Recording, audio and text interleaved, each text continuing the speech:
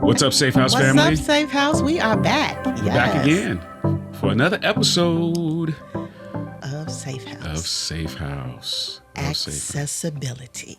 We're still going down the road of access. Yes. And it's been good. We've been getting good response. Mm-hmm. And once again, we understand the topics are sensitive. So, you get blown up on text and email in terms of questions. Mm-hmm. So it's good. But, hey, let's build this community.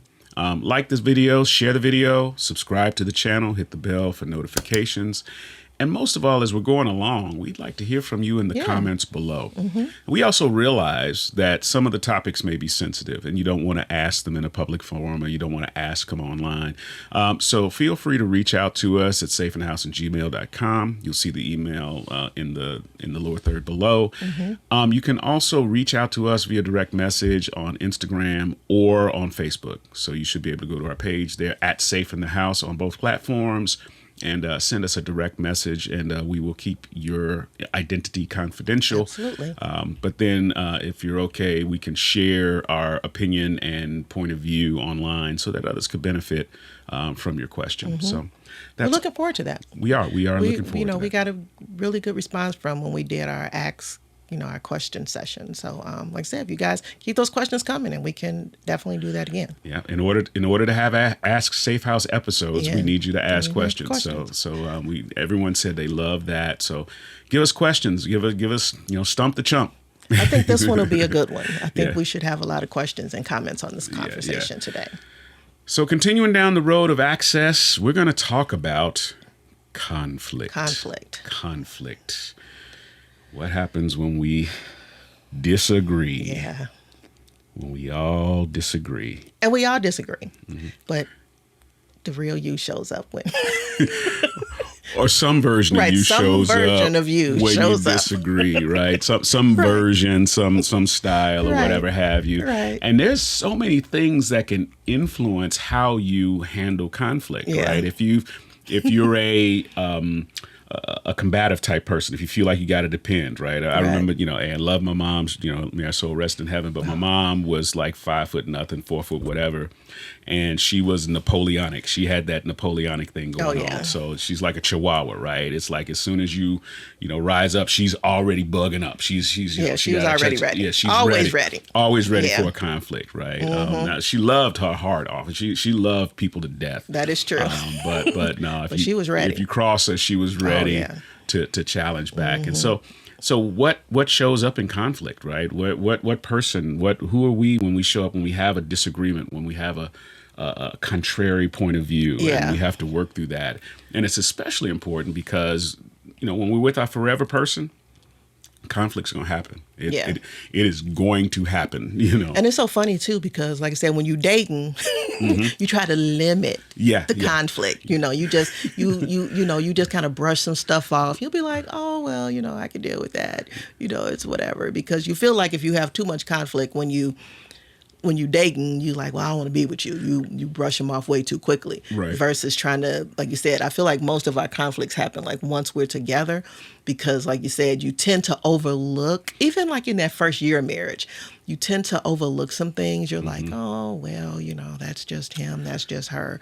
And it's not until you get into that second to fifth year that it starts to annoy you. Yeah, that you're like, okay, I really don't like that about you. I've been looking at these drawers on the floor for 5 years now. This person should be able to take them drawers and them socks and put them in the hamper. I used to tell Andre that all the time. I'm like, dude, the dirty clothes bag is like on the floor. Right. I used to lay them on the floor next to the hamper.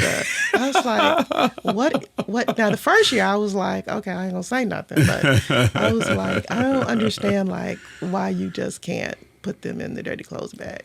And he still puts them on top. On top of the dirty clothes bag. Yeah. I just put everything in there now. So once again, that's not even a conflict anymore. I'm just like, it's whatever. As you get older, some things are just not worth the energy of conflict. Exactly. Right. And other things you need to resolve, right? But that one is like, whatever. I try to be better, babe. I will. I know. It's okay. Once again, I'm not bringing that up to say anything. I'm just saying, to your point, like you said, some stuff, it's just not even a conflict. you're like, it's whatever. So you ready to get into this? I'm ready to get into it. Okay. Do we have a scripture? We do. So our scripture is Proverbs 15:1. It says, a soft answer turns away wrath, but a harsh word stirs up anger. And the one word that really kind of stuck out to me in that scripture was harsh, because I don't think sometimes we realize when we're being harsh. And so one of the definitions for harsh was like a jarring response. So sometimes our forever person, or even when we're dating, somebody can say something that's like unexpected, and we get jarred by that, and we're like, and so now conflict is starting to brew, because now we're starting to think like, okay, where did that come from, or how should I process that comment? And so, like you said, it's the soft answer. It's us being able to talk through that, like I said, in a logical. Well, yeah. I don't want to say logical. It's not logical. It's logical and emotional. Right. It's both. Yeah, because I can have logic about how I listen, but then I can have emotional empathy about your point of view. Absolutely. Right. And once again, it's how we've been conditioned to handle conflict, right? Yeah. Because, there's various profiles. I know in my family, there were the men that, the wives would just be, and they just would just shut down and shut up. Right. They'd almost just block it out. So they handle conflict by avoiding it altogether, ignoring that it was there. And then you have other people who have been sort of conditioned to handle conflict through literal confrontation, right? We're going to fight through this conflict. It's going to be, and I have to win. Right. There's this win-lose sort of dynamic going on with conflict. So it's really going to come down to, and that's what this episode is going to be about, because what we desire for everyone watching to do is maybe locate themselves in some of the topics that we bring up. We're not going to talk about the resolution part yet, but this is the location part. Go from location to resolution. You're going to locate yourself in some of these topics. And then there's things that we just missed, right? Because we don't know it all. Right. There may be other areas that you come up with. This is the stuff we want you to be able to articulate in the comments below, through the DMs to us, the messages, because this is a piece here that I think, a lot of unresolved conflict is like a cancer, right? It creates this sort of thing that eventually boils over, and then you add irreconcilable differences. Right. Like we just seen in the media, right? So, much prayer to the Mathis family. We just heard about, Judge Mathis and his wife, sort of reaching a point of divorce. And, I'm not going to disparage him either, because we all go through points in life with conflict, and we want to make decisions or whatever have you. But he's been very vocal, and he's been very transparent, which I appreciate about their issues. She filed for divorce. He wants to win her back, right? Which is the honorable thing to do. But he's also been very vocal about, look, there was an unmet need. So he missed it. He missed it, right? And no, I'm not. He didn't commit to any side affairs or any children or anything like that. He was very clear. Look, me and my wife had a commitment that kids are grown or everything. Let's move out to L.A. Let us now spend more time together. And he said he didn't honor that. He found himself, hanging out with his guys, supporting all of the charities and things. He's involved in a lot of community things in Detroit, Chicago, and other like that. He's giving a lot to the community, as well as the next version of his show. He's got another version of his show on. So as men, it's very easy to get caught up in the grind because we get validation of that grind. But then you look up, and now we have a conflict because there's a need that's unmet. And I like what you're saying, because that conflict had come up before. Yeah. That's not a conversation that came up in year 39. Right. That was his wife saying, hey, I really want us to spend more time together, do whatever. And like you said, it's when you start to think, okay, you know what, you're not going to change. Even though we've talked about it, you still want to do what you want to do. We still have conflict here. And the way that I think to end this conflict is, okay, we just gonna break. Yeah, because I've lost hope that you're gonna change. Yeah, absolutely. And unfortunately, we've run into a few couples that have been together for many, many years, and they get to this point of after 40 years, after having grandkids, and say, you know what, one spouse will say, you know what, I've had enough of this behavior. Right? We've not resolved this conflict. I don't feel like you're making steps towards resolving this conflict. So the only way I can resolve it is to remove myself from the situation. And it's very unfortunate, but brothers out here, sisters out here, let's realize that just because you've been together for a long time doesn't guarantee that you'll stay together for longer. Absolutely. Yeah. And unmet needs and unresolved conflict and undealt with things turn into this cancer that eventually could lead to separation. And our big thing is we believe and we understand that marriage is God's model of the church. And any chance that the enemy can use to break that up, that's exactly what he's going to do. That's what he wants to do, right? This is what he uses to mock God. You can't have people stay together for 40 years, right? I'd still create division. Absolutely. That don't mean anything, right? So this is where I think we have an opportunity here to really step back and say, wait a minute, am I understanding my spouse's needs? Am I helping am I furthering this conflict, or am I resolving this conflict, right? And once again, I'll stop talking about this thing. We can get caught up as men in doing the right thing. We figure, okay, well, we earning the money, and I'm sure Mrs. Mathis lives a lifestyle, right? Oh, yeah, absolutely. I'm sure she has a wonderful lifestyle, right? Yeah. Oh, yeah. And we often as men, and this is going to come up as we talk about conflict, because sometimes we don't listen. We do what we feel should be done and not listening to the need. So I'm knocking it down. I'm earning, I'm sure she drives several nice vehicles, probably has a beautiful home, probably gets to travel to many places without a whole lot of, just up and go. Right. But once again, her heart is for her husband. Yeah, that's real. Yeah, my heart is for my husband. I want to travel all these places. I want to ride around in cars. I want to go with you. I want to do it with my husband. Yeah, I want to go with you. And so, gentlemen, don't get caught up in this machismo view of the male provider to the point where you're not present. Right. Yeah. That's real talk right there. Because not being present is a real conflict. Yeah, it can be a conflict. Yeah. So defining conflict, I think we've dug into it, but really the definition is disagreements, debates, arguments, struggles between two or more people in a relationship over shared or unshared values. I like the word struggles because sometimes when we think conflict, we just think it's an argument or disagreement. But sometimes it really is. It's a struggle. I'm struggling with this. I can't resolve this. And sometimes conflicts are not unhealthy, right? Yeah, we often that's look real at, talk too. Yeah. So you're a Bears fan, I could be a Green Bay fan, right? Why would he say that? I'm not really a Green Bay fan. See how much emotion got evoked there? I'm about to get kicked out the house. I'm about to sleep on it. You see? Listen, whole facial change. Football season is starting on Thursday, okay? I'm probably more of the football fan than he is. So he already know. Don't come up in here talking about her family. Green Bay. What? We're a Bears family. Now, what's crazy is my son is a Green Bay fan. And he almost got put out a couple of times, too. All right. Calm it down. All right. That's how we resolve conflict. I validate you in your Bears love. Yes. So, yes. Go Bears. So let's talk about causes of conflict. Now, you just witnessed one, right? So a culture, a belief system, and an upbringing, right? When I met Lana and when I met her family, it was very clear they were a Bears family, right? Win, lose, or indifferent. Exactly. 85 was a watershed moment in their lives. We still live in our best 85 years. It's a Bears Nation, right? And so on Sunday when the Bears are doing their thing, they're going to be in front of the TV. Absolutely. There's going to be a lot of emotion around the Bears. So if it's not doing well, you're going to see a lot of TVs get cut off. Which is that's kind of like how I handle it. So we try not to. Andre already knows not to watch the game with me because if it's going downhill, I am turning to another station. I like to watch to the end. Okay, but I can't do it. But culture and belief systems can cause conflict, right? And so let's unpack that a little bit. So as you all are thinking about this, do you have culture or belief systems that you brought with you into your relationship that may be causing you to act a certain way or even create conflict, right?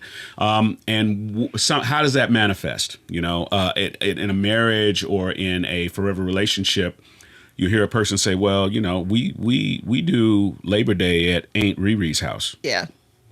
And it's like we say that, and it's usually a declarative statement, right? We do this, therefore, if you're going to be with me, you must do that, right? You must do this too. Until I say back, I'm like, but wait a minute, I go to Cousin Nunu's house on Labor Day. Right.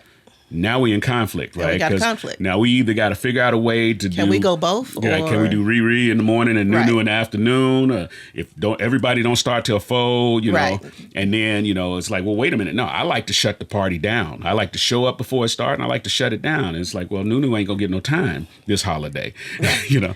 Maybe we can alternate years, you know, or whatever. But it's a conflict. It's a conflict. It's something, right? And you never know how deep these things run because that type of conflict, it's between those two individuals, and now you got the family like, well, you know, she got married to that guy, and she can't come no more. Right. You know, she got to behave. So it's a conflict. I think that happened with us a couple of times. They were like, oh yeah, we know it's Andre. And even when it ain't me, I get blamed. Sometimes she's like, I don't want to be bothered with them. And of course they blame me. You know, Andre done changed her around. It's like, no, she upstairs with her bonnet on. It ain't me. I was ready to go. Right. She just didn't want to be bothered with y'all. Right. Or what we learned too was one of the ways to solve that was we just took separate cars. Right. It's like we don't have to go together. We don't have to go together. Right. But once again, that was a conflict too because like you have a togetherness, you have a togetherness thing, right? I want us to do things together, right? Yeah. And so, you know, I have to say, okay, wait a minute. It's not just about it's convenient for me to drive my own car, but then I'm breaking, you know, the need. I don't want to have an unmet need where you feel like we're not together. Right. You know? That's true. Also topics. There's some topics that are, some couples, you know, even like say, even when you're dating, you know, like you say, you want to be able to talk about them, but then once you realize we can't talk about it, like politics. Oh, yeah. Yeah. This political climate right now, I think, has broken up more relationships than anything, right? Exactly. It's just, you know, I think, you know, I'm going to preserve my own, own thoughts. But, you know, depending upon who you support and how you align, you know, you could get canceled real quick. You could get canceled really quick. You can be sleeping on the couch. Right. I mean, all kinds of stuff can happen. You know, one camp, you a sellout or an Uncle Tom. The other camp, you on the plantation. I know, it's a lot. It is bad. It's a lot. And those topics, I mean, you know, religion, you know, it's just like, okay, you know, I've seen people fall out on whether or not we should give in church, you know, whether or not it's a tithe or a free will offering and all those kinds of things. And all kinds of things stuff. About theology, you know. Money. How are we gonna spend our money? How do we spend our money, right? You know, do we put our money together? Do we keep it separate? Do we save for retirement, or after we pay bills, do we just live life? You know, there's philosophies around that, and it's money and belief system kind of tying together, and all these topics are kind of interwoven. And I always think it's really interesting too when you have those kind of conversations when you're single. Yeah. You know, because I'm sure people who are dating are having those levels of conversations because that's kind of like where you feel like people land, especially even in politics. Yeah. You know, it's like, well, what do you think?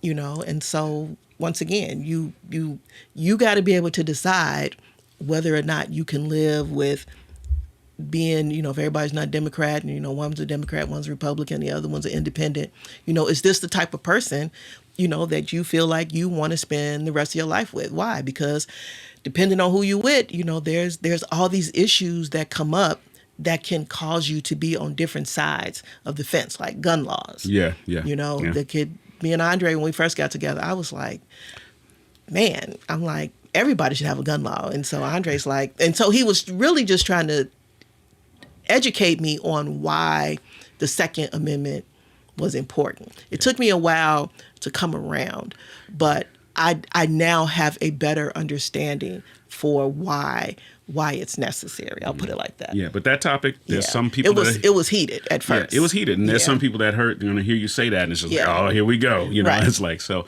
you know, but once again, it's those personality traits about others.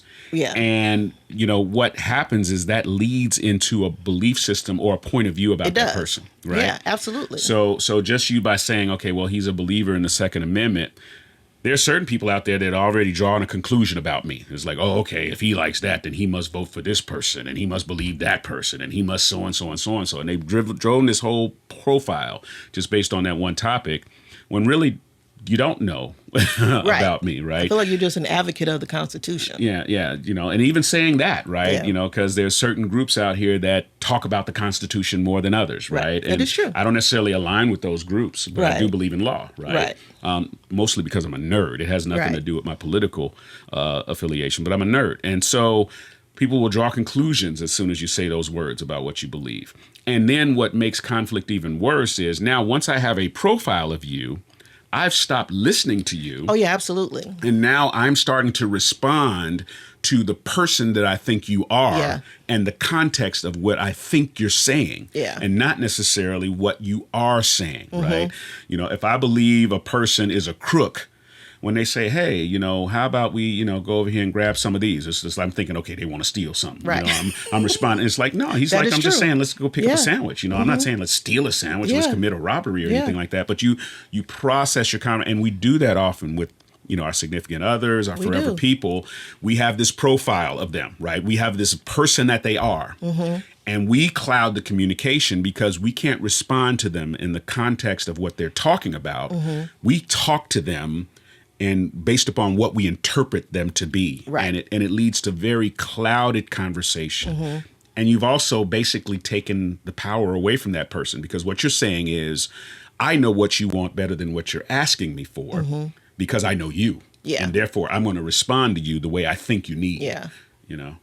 So the personality component of it is it's really key. So say like if you were somebody who's jealous. You know, now I may not, you know, now I'm going to be like, okay, now what I feel like is that you're interpreting all of my actions through this jealousy lens. So even if you in the moment are trying to be protective, you know, I never see any of your actions as protective. I will always see those as, you don't want me to do nothing. You don't trust me. You know, it's always going to be a conflict, because now I know that there is a part of you that can be jealous, but I've now kind of like equated that's your totality. You know, and now I'm unable to see when you're actually protecting me. It's a very toxic cycle. You know, and there's nothing wrong with getting to know the person you're with, right? Or having some characteristics that you know about. But the minute you typecast or even, I like that word. Because we typecast do that. People. That's a good word. The minute you typecast them, and now you filter all your communications through that typecast, you're actually facilitating more conflict than you're resolving. That's true. Because you're probably not being a very good listener. You know? I mean, I've done that before. You know, like you said, the whole typecast thing. I like that you said that. And like you said, I don't even think sometimes we realize that that's what we're doing. Actually, in society, we're kind of trained to do that, right? You know, we kind of put people into types, you know. You know, once again, all you got to do is say certain political things, and we immediately call you a Republican, and then after that, an Uncle Tom, after that, a sellout, after this, that, and the other. We attach all that stuff to having a view about society, right? Or if you're a person that may believe in more liberal things, we immediately, you may say, okay, let's do something for the poor, and now you a snowflake, you know, you a this, you know, it's like, wait a minute, no, I just want to do like the Bible says, help widows and orphans, you know, but now I'm a bleeding heart, I'm a snowflake, I'm all of these kinds of things, you know. That's true. So it's a very, very slippery slope when we start attaching profiles to people prematurely. And it's very bad when we cut off our listening ear and we only respond to the profile that we built. Because like I said, even going back to one of the things that you had talked about with the topics is, like I said, religion and spirituality. Like I said, if one person has more stronger beliefs, or they just believe a certain thing about how you should do things, you know, this is, you know, we can't watch certain movies. We can't drink. We can't do any of those other things, you know, because they have a very strict view of how spirituality should look. So it doesn't leave room for the other person. It causes conflict because the other person is like, well, I don't really look at it like that. You know, I feel like there is some room for us to be able to do other things. And even on the opposite of that, if that person that may be spiritual has a human moment or has a failure, now I'm like, that is true. You know, it's like, you know, you ain't all of that. You ain't it. It's like, no, as a spiritual person, you have failures. You fall short. That's part of the walk, right? But we're quick to point out the hypocrisy because we've now, you know, they super holy, they can't fail, like they can't whatever. And we process through that lens of that profile. Once again, we have conflict as a result of that. So transitioning, we want to talk about how people show up in the midst of conflict, because different, you know, we talked about personality traits. Some of these are personality traits that you may see either in yourself or in your significant other. as you're going through conflict. So you started off. What are some of the conflicts? So, you have some people that are just loud. Yep. They soon as a conflict starts, then they voice gets elevated. You're like, whoa, we haven't even really started yet, and now your voice is rising. Yeah. One of my good buddies that I play golf with, I'm not going to mention his name. He is just naturally loud, lovable, lovable, loyal. That is true. Sensitive, caring. He's all of that, right? But he's loud. And so, I always joke with him. I'm like, you think loud. I bet you think loud, right. But he's loud. And when he talks, and especially when he feels not paranoid, but passionate about something. If there's a topic then what happens is his voice elevates and his behavior elevates. It's like and his animated. Eyes, he gets animated. His eyes get big and he gets to talking and he really expresses himself. Yeah. He's not discounting your point. He's just a he's just a louder person, Yeah, because the opposite of that is the silent person. Because the silent person looks at all that animation and the loudness like, whoa, you doing too much. You doing the most. You ain't got to come at me like that. You shut me down. Right. Yeah. Right. Yeah. Because I know that for me, like I say, even when, like when we first got married, I'm not gonna say you was the loud one, but you are very animated in how you voice your opinion. Yeah. And so I knew I wasn't going to be able to match that energy. I was like, yeah, I can't match that. So I would just be the silent one. So he would be like, you ain't got nothing to say? No, I have nothing. Even though in my mind, I got a lot to say. Right. But I'm like, I am not going to be able to match that level of energy to do that. Yeah, the deep voice doesn't help either, right? Right. It's just like, it's sounding like, the voice of, whatever said, you shall not do. Right. I remember one time we were arguing, and we were actually arguing. We weren't having a debate. Right, it wasn't a debate. It was an argument. I don't remember what we were arguing about. But Andre was like, I'm leaving. I was like, and I just got this thing about, like you hear like, okay, I don't want you to leave if that's the last conversation we ever have, right? So Andre was like ironing his clothes and, was ironing his pants. I like pulled the pants off of the ironing board. And Andre looked at me and he was like, that's all you got. And I was like, yeah, that's all I got. I don't have anything else. And it actually broke everything. Right, it did. It was hilarious because I'm like, that's your greatest expression of anger. That was my greatest expression of anger. I was like, that's really all I had. Okay. And he didn't leave the house. I was like, yeah, I got nothing else. That was as loud as I could get. Couldn't get any louder than that. Man. So yeah, that like de-escalated like everything. It did. And there's something to be said about the one that could find humor in the midst of a. Yeah. And you weren't trying to be humorous. You were serious. I was like serious. But it's just like, I'm like, this is, That's all I had. Yeah, that's all I still got today, too. All right. Let me pull a little tink tink. Let's that's pretty much what he said. Like polo tink tink. Let's just relax here. Let's go. That's all you got. Yeah, we'll figure it out. Oh my gosh. Oh man. So then there's also cases where there's the runner and then there's the pursuer, right? So, and you see those, and we're not going to do all opposites, right? These are we just contrasting these couple. But like you'll have a conflict and one person will say, well, I just don't want to deal with it anymore. And then the other person will be like, no, we got to resolve that, right? Resolve it tonight. And so, one is kind of like trying to get away and the other one's like chasing them down to say, we got to do this. And, that's the way certain people show up. Some people feel like they take that scripture literally. We can't let the sun set on our wrath or whatever have you. Now we up and now we up till 3 a.m. And now we got to get up at 5. Right. And we mad because we don't know why. And, right. And so, in terms of letting the sun set on your wrath, there's a lot deeper things that need to occur other than just squashing an argument. Because here's the thing. We can stop arguing. That doesn't mean our wrath is going away. Right. That is true. That is true. And then the other thing is we have to ask ourselves is why are we holding on to wrath? What is our purpose in holding on to wrath, right? Yeah, because I feel like the pursuer is the one who just can't let it go. Yeah. They're the ones who are like feeling like I constantly have to prove my point. I cannot leave this conversation until you come over to my side of thinking. Right. I'm trying to convince you of you're wrong. Right. It's hard to de-escalate. Yeah. The one who just wants to keep going. Right. And the pursuer can be an aggressive pursuer. They could be a logic pursuer. They can be the questioning. Well, why do you believe that way? Do you believe that this is valid? And how do you see this as, and it's like, so they can pick you apart, but the pursuer is not going to let it go until you start to come to their side. Right. Right. I feel like Andre was like that too in the beginning too. I was like, dude. I'm a debate guy, right? I like debate. Right. I like unemotional debate. Remember we said that was the definition of conflict, right? And I'm just not a good debater. Yeah. I'm just not. Andre knows facts, statistics, and all this other kind of stuff. I'm like, dude, all I know is general stuff. The sky is blue. I don't know, like, why is all this other stuff? Andre's like, but statistically, I'm like, listen, dude, I don't know. All right. Well, here's one. You might get offended at this. Is the gaslighter, right?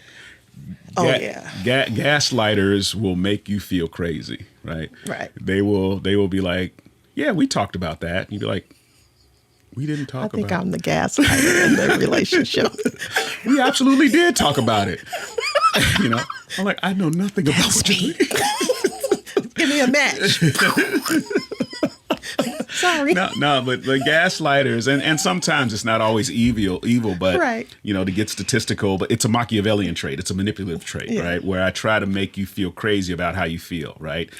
In the midst of a conflict, I'll say, you always get so emotional about these kinds of things, right? You always get overly emotional. Can't we work through this, with calm voices, knowing I know that that's going to light the fuse. Right. Because now I'm insulting your personality, right? But I'm trying to make you feel crazy. It's like, well, you always get illogical around these types of topics, and you tend to, get a little crazy about this kind of stuff. And you went through that thing that twisted you up a couple years ago, right? I remember you told me that, and so I know that's probably affecting you. Yeah, that's the gaslighter. I don't think I'm that bad, but you don't go to that. I can definitely light the fire. Well, that's the gaslighter crossing over into the dirty fighter. Yeah, right? That is true. That is definitely true. I'm not a dirty fighter. You're not a dirty fighter at all, right? And in fact, the one thing that'll get Lana to stop an argument is if you say a cuss word. Oh, yeah.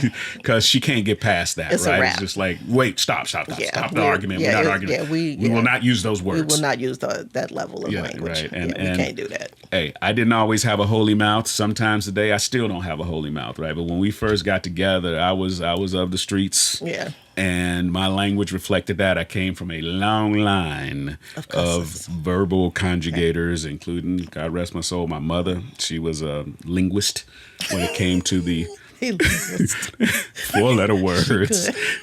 And all of her sisters. That is true. It was just. I wish I could deny it. No, she loved the Lord. She did. But she could use some 4-letter words, right? And I've watched her cuss people out in church. In church, too. But, praise God. Yes. And so, that was my upbringing that, in order to say it with your chest, to express yourself, you need to put some spice on it, put a little stank on it, right? Yeah. In the form of 4-letter words. That is true. But dirty fighting, bringing up confidential past hurts, below the belt issues stuff below the belt. Is going to hurt the person. Yeah, because once again, I'm not trying to resolve conflict. I'm trying to win. Yeah, that's true. So I'm trying to jab you. I'm trying to get you off your game. So now that I can take control of this discussion versus, really resolving conflict. Right? Because I feel like the person who results to dirty fighting realizes they're not winning. Sometimes they don't, or sometimes we just fight dirty, right? I know a particular member of your family that, right, whether they winning or losing, right out the gate. Yeah, right out the gate. Will slice you up. With their words. Yeah. That person gonna remain. Ninjutsu, right? Yeah. Right off they will ginsu you. This person immediately. has ginsued everybody. Right, immediately, right? Exactly. And if you have enough strength to come back, just know they got more. Yeah. You know what I mean? Yeah. So, this person is pretty good at making sure it's like, okay, you know what? I don't want none of that, Yeah. I never want none of that. I've been through it before. I don't want none of that. So what about competitors, and once again, this is mixed in, this need to win no matter what, right? And I know a couple of people I could think of that if the discussion is not going that way, they'll either move the goalposts or say anything, say completely illogical stuff. Like, what do you mean by that? Right. You know, where did you come up with that? Well, it's absolutely true, right? But they're competitive. You know, their competitive spirit rise up. And once again, rather than resolving conflict, my goal is to win this discussion. Yeah. Right. They're competing, and we forgot to add one to the list. That's the teacher, right? The teacher is, I'm going to teach you a lesson. You need to learn something. Yeah, you're going to learn today. You need to learn. That's my favorite line. You're going to learn today. You need to learn something, right? You always do this, so I need to teach you how to not do so-and-so anymore. That's true. You are this, that, and the other, so you need to learn, and it's my responsibility to teach you. So we're going to have this conflict until you learn. Right. I hate to say that's my favorite line. You're going to learn today. I don't say it to you, but I do say it. Yeah. I say it to the kids at school. I'm like, you're going to learn today. You're going to learn today. We ain't playing. You always act this way. Right. So now you need to learn. You know? That is true. Like you said, that is true. Like you said, but at some point in all of these conversations about conflict, you're one of these people. You're one of these people. You are definitely one of these people. Yeah. And you have to be able to figure out which one you are, because in order for us to even have the conversation about resolution, you have to know how you're showing up in this conversation. Right. And so what we'd like to say is, don't start to pick up how your significant other shows up. Right. We'd like for you to focus on how you think you show up, right? Let your significant other, let your forever person figure that out on their own. Absolutely. But those of you that are teachers out there that want to make sure they learn their lesson, it's not your job to help direct them to where they show up. There may be ones not on the list. We didn't cover the optimist, right? You know, the person that's always positive, or the cynic. This is like, we'll never make it, right? You know. So how do you show up when conflict arises? So that's going to be the question, and we're going to leave you with that. Yeah. Because we really, really want to have a robust discussion on how to start to get through and resolve and manage conflict, right? Manage, get through, and resolve. Yeah. You know, so manage, get through, and resolve. That's really going to be the focus. So we already kind of told you where we land. Like I said, I'm the silent one, but even in silence, like I said, that's still not a great way to show up, because I'm still not able to really voice my opinion. So there's still this conflict flowing, because I haven't been able to say what I'm feeling, or even to express a need. Well, conflict avoidance is not conflict resolution. That is true. Right. You know, and we often substitute conflict avoidance for conflict resolution. Right. Now, am I saying every conflict is worth having? It's like there's things that we've gotten to a certain age, it's like that's not worth a conflict, right? So, yeah, we avoid the whole conflict because it ain't worth it, right? Absolutely. But if there's something that's bothering you and you're just avoiding the conflict for the sake of, I just want to try to keep the peace, well, there's not peace because you're not peaceful. Exactly. It's still bothering you, right? It's still an issue, right? You've avoided the actual confrontation, but the cancer, that's the frustration, the anger, the resentment. Yeah, all of that is still bubbling. That's the stuff that you'll look up after 39 years and say, you know what, I don't want to be with you no more, because we can't resolve this conflict. Absolutely. And that's where we don't want you all to ride. Absolutely. To land. So remember, y'all, like the video, share the video, subscribe to the channel. That's it for this episode, huh? For this episode. Yeah, good discussion. Remember, with this green on, talking about he ain't no green, babe. Got on all green. I got on all green, but I'm not green. No yellow. There's no yellow here, right? It's just all green. It's just the outfit I had on today, right? So subtle messages. That's all I got. See, I got on Bear Blue. There you go. He got on Green Bay Green. Yeah. That's all I'm saying. Well, I will go put on some blue for you in order to resolve this conflict. Thank you, honey. You're so sweet. All right, you all. See you guys the next time. We see you all in the next one. In the meanwhile, peace.